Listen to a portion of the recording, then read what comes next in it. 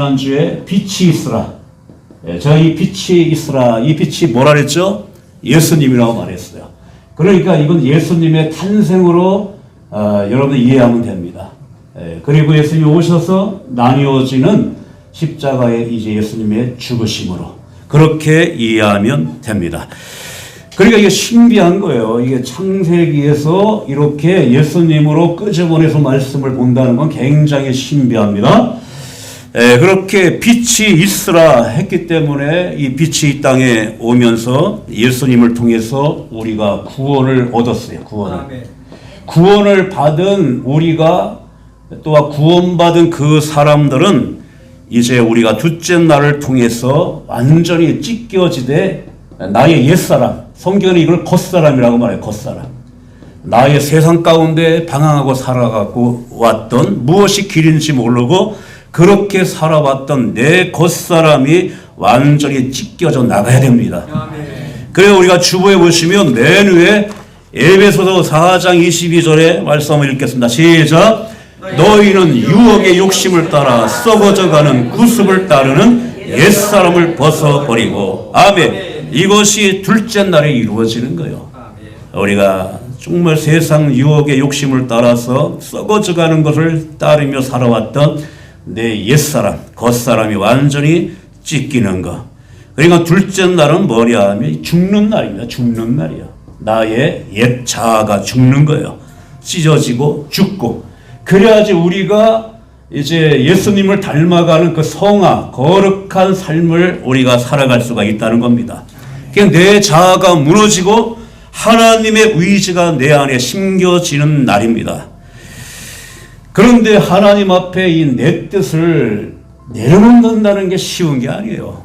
지금 내가 살아온 삶이 있고 경험이 있고 내 생각이 있는데 이거를 내려놓는다는 것이 보통 힘든 게 아닙니다.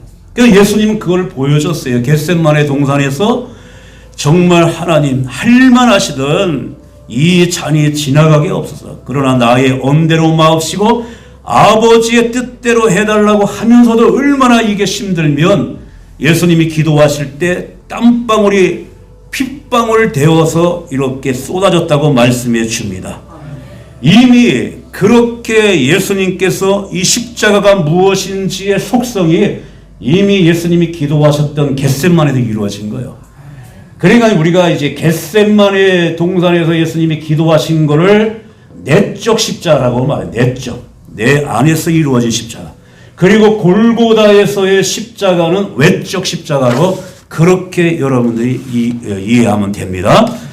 그만큼 내 뜻을 내려놓는다는 게 굉장히 힘들어요. 왜냐하면 내 뜻을 내려놓으면 내 자존심이 상하고 내 존재가 없어지는 것 같아서 그렇게 힘든 거예요.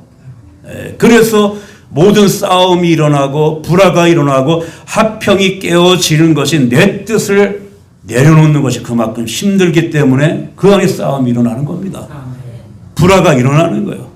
왜냐하면 내가 죽는다는 건 그만큼 자존심도 상하지만 고통도 또 느끼고.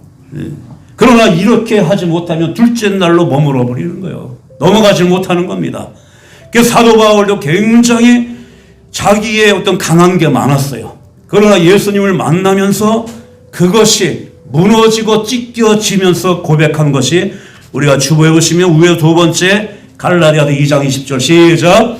내가 그리스도와 함께 십자가에 못 박혔나니 그런즉 이제는 내가 사는 것이 아니요 오직 내 안에 그리스도께서 사시는 것이라. 아멘. 앞으로 내가 못 박혀 죽을 것이라가 아니라 나는 못 박혔나 이미 예수님과 함께 나는 죽었다. 이제 내가 사는 것은 내 안에 예수님이 사는 것이지 나의 자아가 사는 것이 아니다. 이렇게 고백했어요. 이런 고백을 한 자를 하나님이 사용하시는 거예요. 주의 일을 맡기시는 것입니다. 그래서 무엇이 우리가 죽어야 되냐면 늘 제가 말하는 것처럼 내 뜻과 내 견해와 내 의지가 무너지고 찢겨지고 죽어야 된다는 거예요. 이게 십자가의 도에 제일 가는 겁니다. 핵심이에요. 그래서 우리는 여러 가지 상황을 보면서 그래 내가 죽어야지 이런 말 하잖아요. 죽고 또 죽고 또 죽자. 옛날 드라마 보니까 병원의 간호사 이름이 한참 묻었어요. 간호사 이름이 뭐냐면 나죽자. 나간호사. 근데 이름 보니까 나죽자 간호사예요. 나죽자. 병원의 간호사 나죽자. 매일같이 내 뜻도 죽고 내 의지도 죽고 내 견해도 죽어야 된다는 거예요.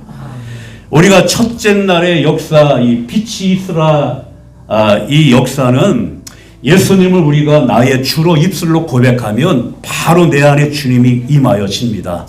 이건 그렇게 입술의 고백을 통해서 우리가 주부에 보시면 위에서 세 번째 로마서 10장 9절 시작. 내가 만일 내 입으로 예수를 주로 시인하며 또 하나님께서 그를 죽은 자 가운데서 살리신 것을 내 마음에 믿으면 구원을 받으리라. 아멘. 예수님을 나의 주로 시인하고 영접하고 빛 대신 예수님을 그렇게 내가 살아계신 하나님으로 그렇게 모시게 되면 내 속에 딱 들어오는데 둘째 날은 길어요. 기간이. 첫째 날은 한순간에 되어져도 입술의 고백을 통해서. 근데 둘째 날은 기간이 길어요. 수많은 시행착오를 겪으면서 이루어집니다. 그래서 사람마다 달라요. 어떤 사람은 이것이 막 50년이 걸리는 사람도 있고 이건 10년이 걸리는 사람도 있고 모세 같은 경우는 80년이 걸렸어요. 자기의 자아가 죽고 그렇게 하나님 앞에 신발을 벗는 그 기간이 80년이 걸려서 80년이. 야곱과 같은 경우는 20년이 걸려서 20년이. 그런데 이게 한순간에 이루어진 사람도 있어요. 하루 만에. 밤낮을도 안 되게. 그게 누구냐 하면 이삭입니다. 하나님이 아브라함을 통해서 아브라함아 너 하나밖에 없는 독자 네 아들 이삭을 모리아산의 제물로 번제로 드리라. 아들을 데리고 올라갑니다. 번제단에 와가지고 아버지 이렇게 제단도 있고 모든 게 준비되어 있는데 하나님께 드려질 그 제물 양은 어디 있습니까? 네가 바로 오늘 하나님 앞에 드려질 제물이다. 아버지 하나님의 뜻이 그것이고 아버지의 뜻이 그것이라면 저를 드리십시오. 네. 엎드렸어요. 그냥 묶어질 때도 반항하지 않았어요. 그럴 때 하나님이 네가 얼마나 하나님의 뜻 앞에 모든 것이 자기의 의지가 찢겨진 걸 내가 보았으니 합격이다. 아멘. 그래서 아브라함이 믿음의 조상이 되고 그 아들 이삭은 성경에 보면 이삭이 고난과 어려움을 겪은 게 없어요. 음물을 파면 파는 대로 막 나오는 겁니다. 아멘. 그렇게 한 번에 자기가 찢어지고 자기의 자아가 죽으니까 바로 하나님의 축복의 삶이 이어집니다. 그래서 이 둘째 날이 굉장히 중요한 거예요. 궁창의 위의 물과 아랫물을 찢어야지 하늘을 보듯이 성전의 휘장이 찢어져야 지성소가 보이듯이 이렇게 우리가 하나님 앞에 나의 모든 것이 찢어져야 내 뜻과 견해와 의지가 찢어져야 하나님을 볼 수가 있다는 겁니다. 아멘. 이게 굉장히 힘들어요. 예수님을 영접하고 가장 힘든 것이 둘째 날입니다. 그래서 이런 둘째 날로 들어가면 예수님이 어떤 작업을 하게 하면 분리의 작업을 해요. 분리시키는 거. 아까 논하신 것처럼 분리. 이걸 가지고 우리는 분리의 역사라고 그래요. 한번 따라 들을까요? 분리의 역사. 그래서 빛 대신 예수님이 딱 들어오면 이 죄와 의가 딱 분리가 돼버려요. 근데 분리의 역사가 안 일어나면 무엇이 죄인지도 모르고 무엇이 사탄인지도 모르고 그냥 엉켜 살아가는 거예요. 그런데 이 분리의 역사가 내 안에 이루어지게 되면 이것이 하나님의 일인지 마귀의 일인지 다 분리가 됩니다. 내가 해야 할 말과 하지 말아야 할 말이 분리돼 버려요. 내가 할 행동과 하지 말아야 행동을 분리시킵니다. 이것이 분리되는, 내가 먹어야 될 것, 먹지 않아야 될 것을 다 분리시키고, 그러면 세상의 쾌락이 점점 싫어지면서 세상과 분리되는 역사가 일어나는 거예요. 이렇게 분리의 역사를 겪은 사람은 정말 그 사람이 어떤 말을 해도 그 말이 좀 거칠어도 평안과 기쁨이 오는데, 이런 분리의 역사가 안 이루는 사람은 아무리 온유한 말을 해도 굉장히 듣는 사람이 피곤한 게 느껴집니다. 그래서 이런 분리, 그러니까 우리가 하나님 앞에 처음에 하나님이 먹지 말라고 하는 선악을 알게 하는 그 열매를 먹는 순간에 그 열매만 먹은 것이 아니라 먹는 순간에 같이 들어온 것이 바로 내 자아가 들어와 버렸어요.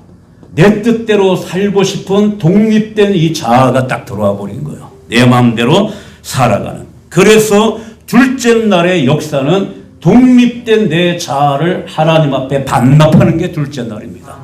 그래야지 역사가 일어나는 거예요.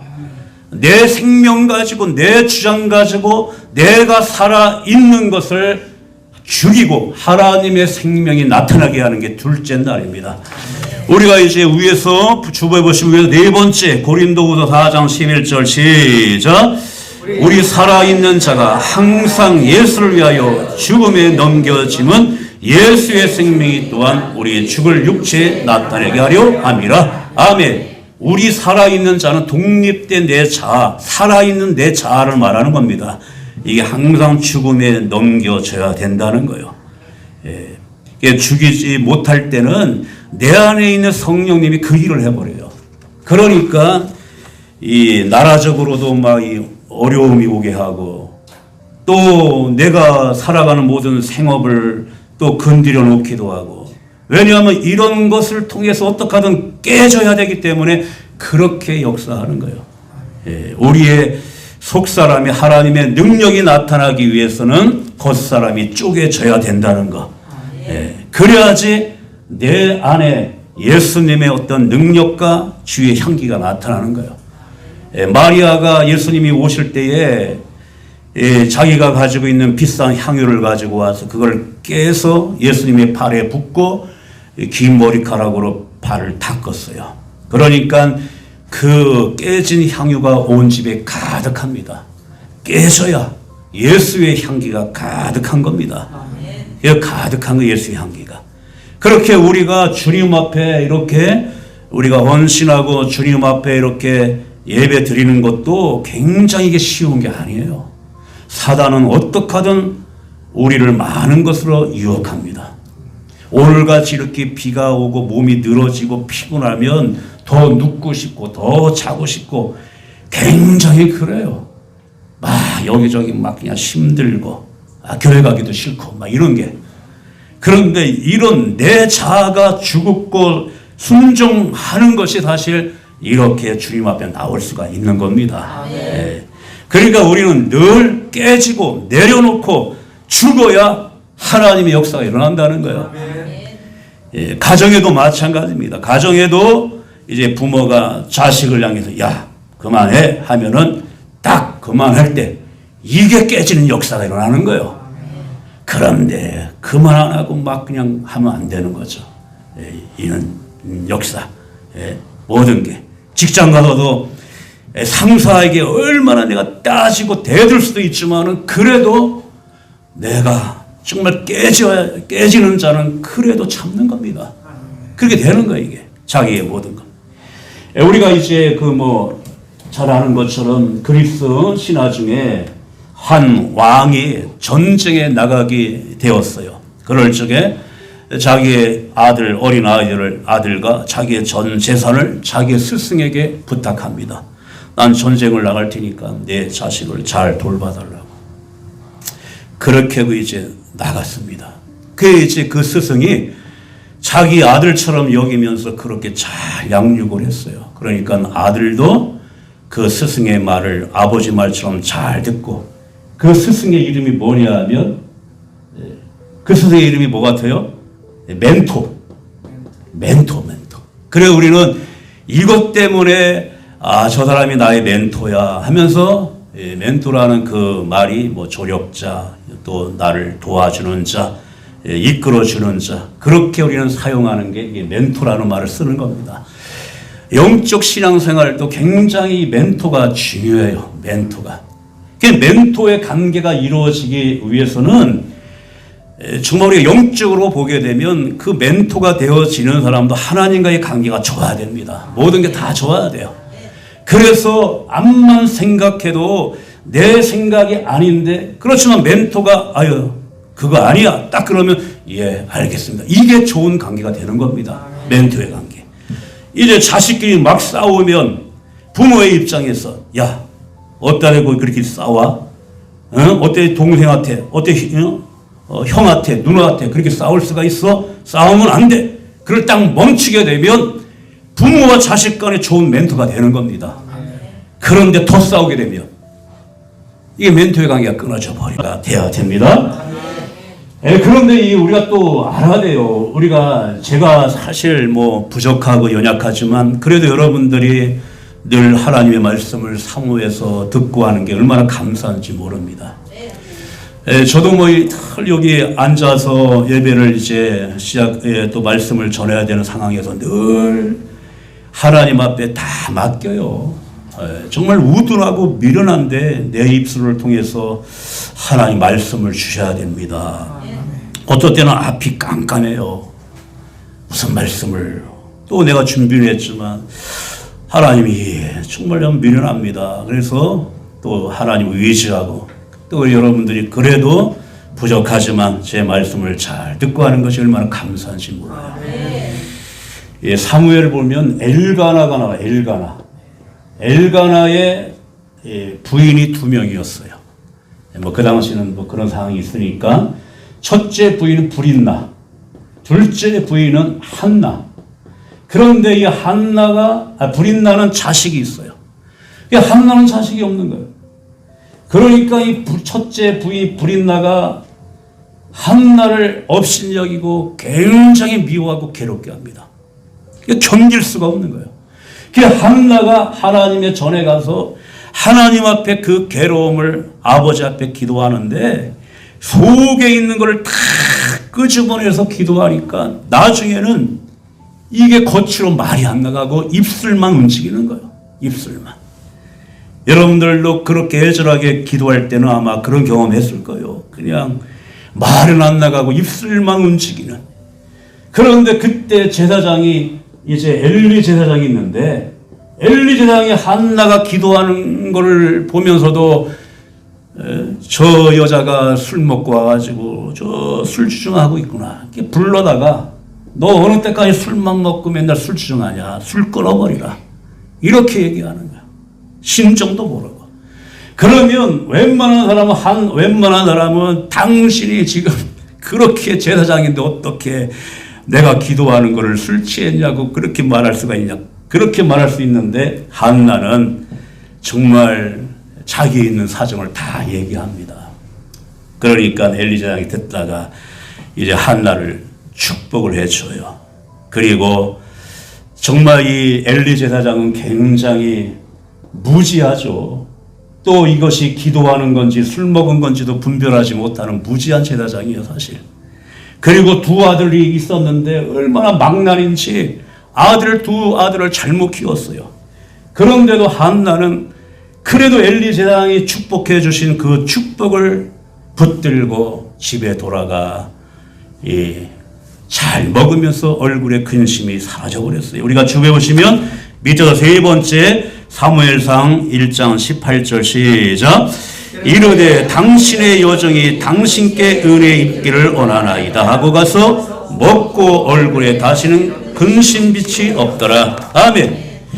이것이 한나의 삶이었어요. 이런 한나를 하나님이 축복해 주셔서 태의 문을 열고 아들을 주셨는데 그 아들의 이름이 뭐냐 하면 사무엘입니다. 사무엘을 주신 거예요. 얼마나 이게 복입니까? 이렇게 복을 받았어요. 예수님을 놓고 봐도 그래. 예수님도 굉장히 책망했던 자가 바리새인들이에요. 바리새인. 예수님이요 뭐 온유하고 겸손하고 늘 뭐 따뜻한 말만 하는 것 같지만 예수님이 한번 화를 내면은 이게 그냥 걷잡을 수 없는 화를 냈어요. 그래서 바리새인들을 향해서 이 독사의 새끼들아, 너희들이 지옥을 면할 수 있겠느냐? 독사의 새끼들아, 그렇게 얘기했어요. 그러면서 바리새인 밑에서 말씀을 듣는 성도들에게는 뭔 얘기했냐면 너희들이 그래도 이 바리새인들의 말은 듣되 그들의 행동은 본받지 말라. 이 얘기를 했어요. 우리가 한번 밑에서 2번째 마태복음 23장 3절 시작. 무엇이든지 그들이 말하는 바는 행하고 지키되 그들이 하는 행위는 본받지 말라. 아멘. 그래도 바리새인들이 그렇게 악하지만 말 따로 행동 따로 하지만 그래도 너희들에게 전하는 말은 옳은 길로 그래도 말을 전하니까 그 말은 듣되 그들의 행동은 본받지 말라. 그렇게 말한 거예요. 그러니까 우리가 뭐 내 뜻을 비우고 내려놓는다고 우리가 쉽게 말하지만 굉장히 어렵습니다. 나는 이제 비웠어. 나는 이제 내려놨어. 비운다고 비워집니까? 내려놓는다고 내려집니까? 그게 힘들어요. 결국에는 도달하는 것이 십자가에 도달해야 내려놓는 거예요. 십자가에서 내 자신을 내려놓는 겁니다. 그렇게 해야지 둘째 날이 통과되어지는 겁니다. 둘째 날이. 그러니까 우리는 이 모든 것을 예배 시간에 내려놓는 것에 이게 증거가 뭐냐면 우리가 이제 맨 마지막 주보에 고린도후서 1장 20절 시작. 하나님의 약속은 얼마든지 그리스도 안에서 예가 되니 그런즉 그로 말미암아 우리가 아멘하여 하나님께 영광을 돌리게 되느니라. 아멘. 모든 것이 내려놓는 것은 우리가 하나님 말씀 앞에 아멘하는 겁니다. 아멘. 이거예요. 아멘이라고 하는 이 뜻이 뭐냐 하면 그런 줄 내가 믿는다는 거예요. 그렇게 참으로 그렇습니다. 이제는 내 뜻대로 하지 않고 하나님의 뜻대로 내가 하겠습니다. 이게 아멘입니다. 아멘. 그게 아멘이에요. 그러니까 내 안에 있는 자아가 완전히 파쇄되어지는 것이 아멘으로 나가는 거예요. 이것도 우리가 내 귀에 좋은 것은 아멘하고 그렇지 못한 건 아멘 안 할 때는 내 자아가 싱싱하게 살아있는 거예요. 그렇기 때문에 우리는 아멘 하는 겁니다. 아멘. 하나님 앞에 아멘 하는 거예요. 교회도 이렇게 제가 이렇게 가끔 나가서 설교를 하고 또 예배 분위기를 다른 교회 보게 되면 아멘이 있는 교회는 굉장히 생기가 넘쳐요. 살아 있습니다. 뭔가 밝아요. 그런데 아멘을 안 하는 교회가 있어요. 사람은 많이 모였는데 아멘을 안 해요. 이게 나 때만 아멘을 안 하는가 했더니 다른 때도 아멘을 안 해요. 근데 어두워요. 그런 분위기는 굉장히 어둡습니다. 침침해요. 또 그런 교회는 약간 반자로 제법은 내려가 있어. 또 분위기도 어두운데 아멘까지 안 해요. 완전히 삭막합니다. 완전히 진땀이 나요. 진땀이. 그러니까 이게 굉장히 중요해요. 우리 교회는 굉장히 아멘을 잘해요. 아멘이 잘하게 되면요 별거 아닌 것까지도 아멘해요. 제가 파리 한 마리 앉아 있어가지고 파리 이렇게 딱 잡는 것까지 아멘해요. 그 정도까지 갑니다. 왜냐하면 분위기가 그렇게 되니까 다 아멘. 그래야지 아멘을 많이 해야지 그때 우리가 정말 이제 하나님의 뜻대로 살아가는 축복이 임하여지는 겁니다. 둘째 날이 임하여지기 위해서는 확실하게 내가 죽어야 돼요. 확실히 갈라지는 겁니다. 윗물 아랫물로 갈라져야 하늘이 보이는 거예요. 그렇게 둘째 날은 갈라지는 겁니다. 한번 따라서 할까요? 확실히 죽자. 확실히 죽자. 이제 확실히 죽기 때문에 집에서는 절대로 싸우면 안 됩니다. 합평해야 됩니다. 합평해야 돼. 한 사람만 죽으면 되는 거예요. 서로 안 죽고 막 이 싸움 되면요. 누가 말리려고 하면 말리는 사람까지도 같이 또 싸움이 돼버리는 거예요. 그렇게 되면 완전히 망하는 겁니다. 그러니까 우리는 아까 말했듯이 내가 예수님을 통해서 빛 가운데 첫째 날을 통과했으면 둘째 날도 그렇게 완전히 내 자아가 죽고 그럴 때에 하늘이 보여지기 시작하면 하나님의 은혜와 하나님의 사랑과 하나님의 축복이 임하여지는 것입니다. 둘째 날이 여러분 다 완성되어지기를 주님의 이름으로 축원을 드립니다. 이제 우리 400